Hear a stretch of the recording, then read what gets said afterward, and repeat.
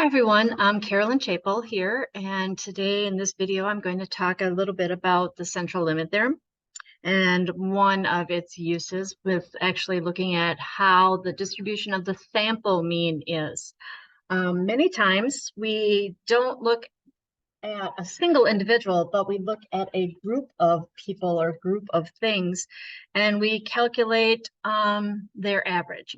That is probably one of the most used pieces of information out there is we average things together. So we look at the X bars, and we may take a different sample and get another average, and we'll take another sample and we get an average. And we kind of want to know, what do those averages, what shape do those take on? Well, it turns out it's pretty amazing that in general,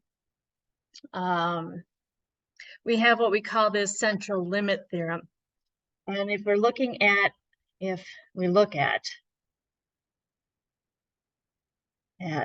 a lot of different averages,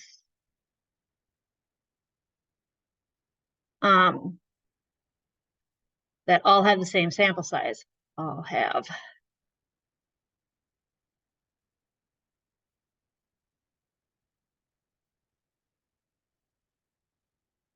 the shape looks very similar. It turns out if we are looking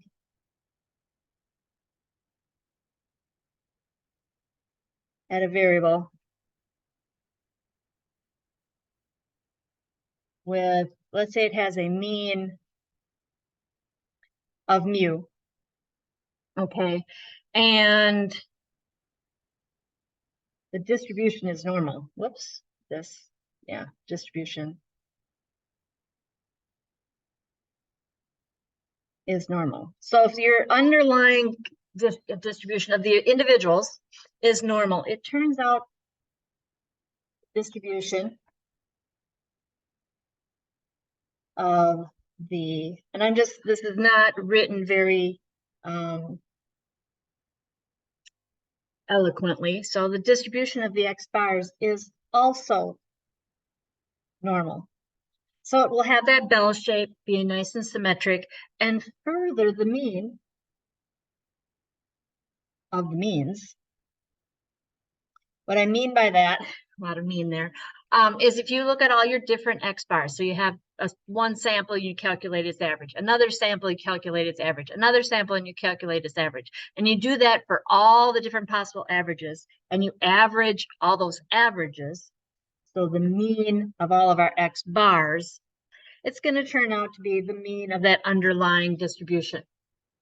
Okay, and the reason for that shouldn't be a surprise is because if we averaged every individual once, we're going to get that distribution. Now, if we average them all together and average them, it's still going to turn out to be the same. Further, we know the standard deviation of the means. So my sigma of all those X bars, it turns out it is the original, I'm going to put an X here as well, standard deviation, but it shrinks by whatever the square root of the sample size is. And the reason it gets smaller should, again, not be a huge surprise, but until you think of it, you probably don't even know. But if you start averaging people together, you're going to be smoothing out the outliers. So those outliers are getting thrown in with other people and going to be smoothing them out. So we're not going to be as variable as we were before because our outliers aren't going to be pulling that much weight because they're smoothed out with other people. So that standard deviation does get smaller. So our spread gets a lot less. The central limit theorem gives us even a little bit more. So even further,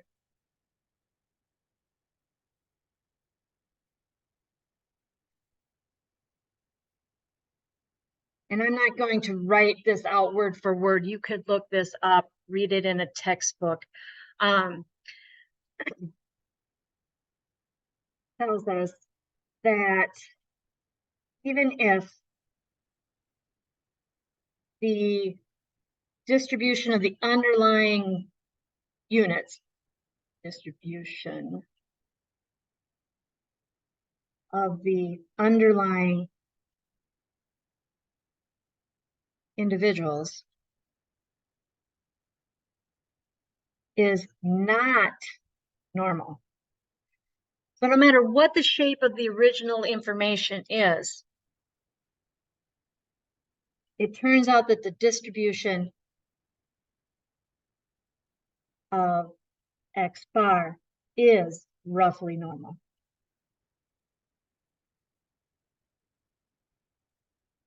For large samples.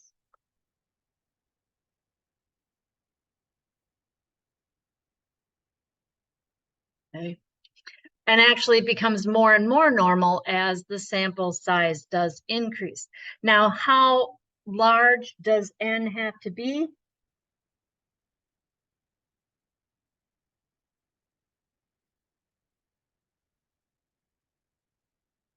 Well, the magic number that we use in statistics is as long as we're bigger than 30.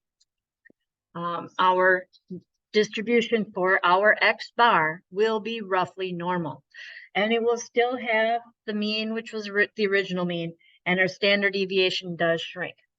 So what in the world does that mean? It means we can now answer questions that look like this. And I do have a couple examples that we'll walk through in this video. For the first one, I will do it longhand, and then I'll go to StatCrunch. And I'll also pull up Excel to show you how we can use it in Excel. It does require a little bit more work in Excel, and I'll probably use that one first. And then we'll go into StatCrunch as well. So let's say that we have the salaries of football players. And they found the mean of these football players to be $120,000, and they calculated the standard deviation to be 2,300. Okay. Now, if we were to look at the distribution of football players, my guess is it is not going to be normally distributed because we are going to have a bulk of our people making a certain piece, but we're going to have a very couple of them that are going to be way out salaried. Some of our bigger name players are going to have huge salaries, but our no names, like of our linemen and people like that, that don't have these big names behind them, are going to be making that smaller amount. But we might want to know what the probability of a sample of 40 players that would have a salary that is more than $120,000. Okay, so we're not looking at a single player, what the probability of one person, but we're going to take 40 people, we're going to average those salaries together, and we want to know what is the probability that that average salary, that X bar, is going to be more than 121,000. So if I'm looking at this in symbols, we're going to have the average, not a single X, but our average more than 121,000. Okay. Now, before we could do any of this, we would need to know what the distribution looked like. Lucky for us, the central limit theorem says that this is normal, distributed. And the reason I know it's normally distributed or roughly normal is because my sample size. My sample size, which is 40, is bigger than that magic number 30. So I know it's normally distributed. And even further, I know the mean of this distribution. My mean for X bar is the mean of the original, which is at 120,000. And my standard deviation for my X bar is not the same as the standard deviation from before, but it is that divided by that square root of 40. Okay. And so now what I'm going to do is we're going to turn this. I'm going to do it by hand so you kind of can get a feeling for why things happen. And then we'll also use some technology to help us. And I will use StatCrunch and I will use Excel. So first thing I'm going to have to do is I like to draw my pictures. Okay, so here's my normal curve. I know that it's roughly normal. My mean is in the middle at 120,000. And I want to know bigger than 121. I'm just going to give myself some room here. Because it's not so much about where the pieces are, but the shape for me. And now what I'm going to do is I need to turn this into a standard normal. So if we were doing these by hand using our tables, we would have to, what I like to call, standardize this value. And so we're going to calculate a z-score. So our z-score, if you remember, is you take the value, you subtract off the mean, and then you divide by the standard deviation. Well, the standard deviation is this ugly piece right here. So that 23 divided by that square root of 40. Okay. To do this on your calculator, you need to make sure to put this thing in parentheses. Otherwise, you're not going to get it to work out. You also probably need parentheses around the top, or you can do it in 2 steps. Okay, I'm going to bring up my calculator here, and I like to do it in 2 steps. I take and calculate the top piece first, so that 121, oops, 0, 0, 0. We're going to subtract off the 120. I get that value, so there's that $1,000 difference, and we're going to divide by, and in parentheses, because I do need to make sure the whole thing is in the bottom, and then divided by that square root 40. Now I'm going to have to close it off twice. The first one closing off that square root piece, the second parenthesis closing off the entire bottom, and I get that 2.7, and I'm going to round to 2 decimals because that is what my table uses. Okay, so 2.75. All right, so I'm dragging out an old friend. We have this table, the z table, or the normal curve table, the standard normal, with our z's on the side, giving me the area to the left, to the left. And I'm going to be looking at that 2.75. So from the table, my 2.75 is 9970. 9970. Okay, so this is from the table. Okay. But again, that's this area here going down. So to find my upper tail, I need to subtract from 1. So 1 minus that. So we get a 0.003. And again, so there you have it. Okay, now if I were doing this one using technology, so I'm going to do some changing of my screen here. I'm going to stop sharing, and I'll share a different screen. First, I'm going to go into Excel. So you can see how Excel does this. I have not done this in other videos, but you can just pick an empty space, and I'm going to use my little FX key. I am in the statistical category, so make sure you are in the statistical drop-down menu.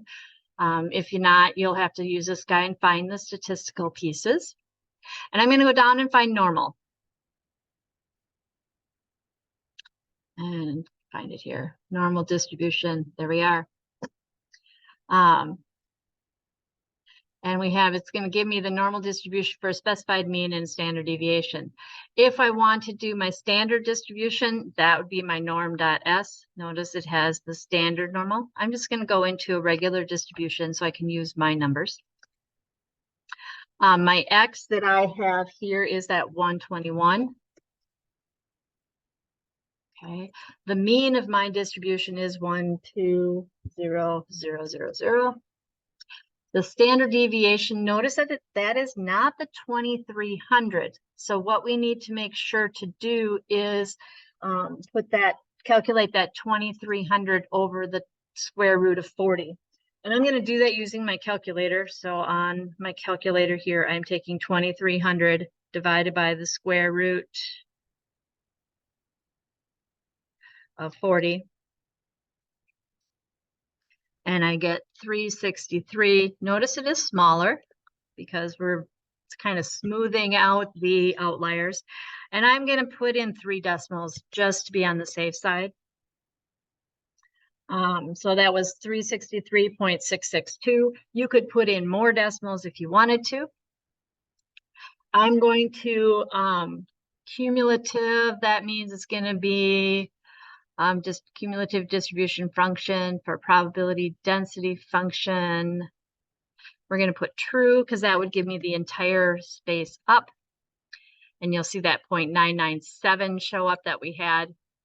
There was our 0.9970, and we have more digits than the table did. So again, to find the answer we want, we would need to do the 1 minus. Okay, so again, you can use Excel to find these. They do have a normal dot distribution piece as well. I'm also going to show you remind you in StatCrunch how to do this in StatCrunch. So in StatCrunch, bring that up here. Okay, I'm in StatCrunch here. Again, to use the standard normal in StatCrunch, we're going to go to under Stat, our calculators. We go down to normal. Here we want a mean. That's going to be that 120,000. Where'd it go? There we go. Start over. 1, 2, 0, 1, 2, 3. And our standard deviation, again, that's that 363.662. And again, you can put in as many digits as you want. Okay, notice I've double checked to make sure those look right. And we want to know the probability that X is not less than, but we want to go greater than. So I'm going to move this up so I can see what I'm doing. And we want to go greater than 121. And we'll compute. So you can see our little bitty piece there.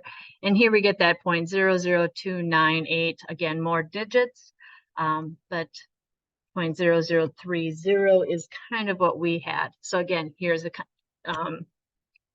reminder of how we can do this in StatCrunch. Okay, I'm going to do one more example for you, and I will do it using StatCrunch to get our final answer, just to save us some time. So I'm going to go back to our piece of paper here.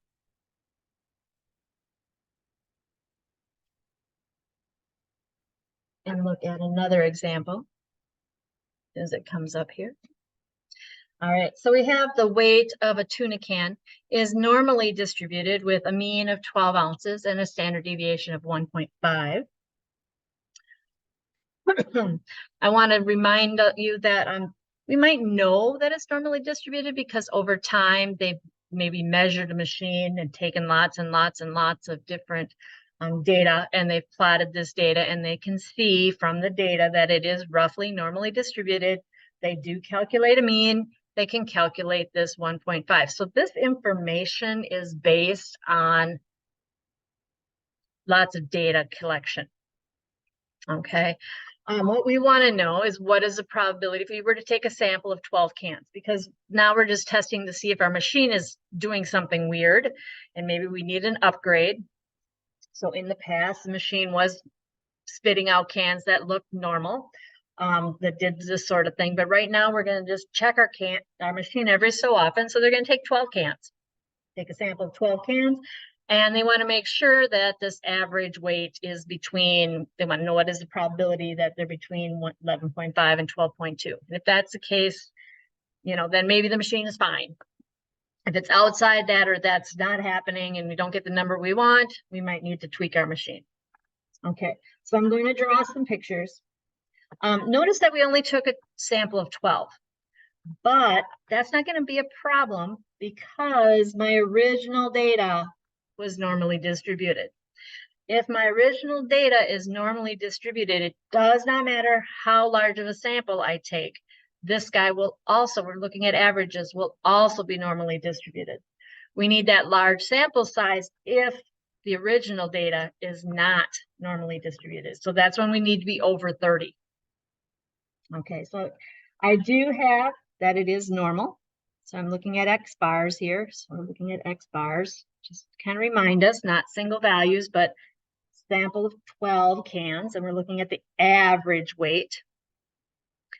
And so this is going to have that same 12 ounces.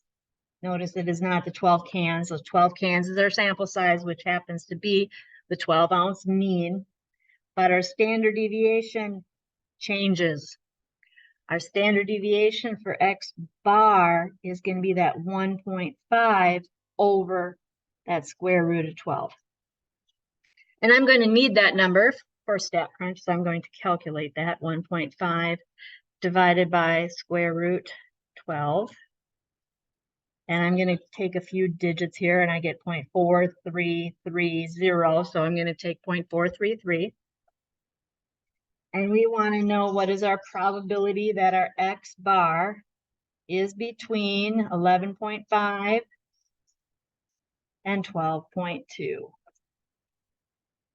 All right, if I were doing this one by hand, I would have to standardize both values, find the table value for both values, and then subtract to get that area in between. But luckily for us, StatCrunch will do it very quickly, or you can use Excel to find the two values and then subtract. But since StatCrunch is available to us, I'm going to use it. So I'm going to go to StatCrunch.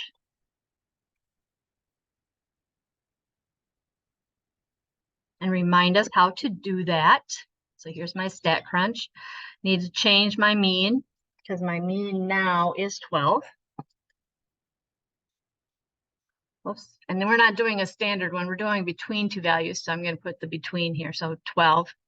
And my standard deviation is that 0.433. And we want to be between 11.5 and 12.2. And we'll see our little picture. So there's our 12 sitting in the middle. There's our 11.5, 12.2. It's finding this area here to be about 0.55. So more than half. Okay. You could get your little tick marks, you know, that 98, 68, 95, 99.7, the empirical rule. So you can kind of see roughly where we are. There's 68%. So 95% would be these two values. So we would know if we took a sample of size 12 and we got something bigger up here. We're kind of in that unusual areas are up here and down here. So that's another way we can test our machine to see if it's doing well. We want to make sure we're up, you know, our cans weigh somewhere between this 11.14 and this 12.86. Okay, hopefully this makes a little bit more sense as to how powerful the central limit theorem is. It allows us to continue using the normal curve even if we don't have normality in the original data, but we can smooth things out, make it normal when we look at samples. So thank you for listening, and we will see you in the next video.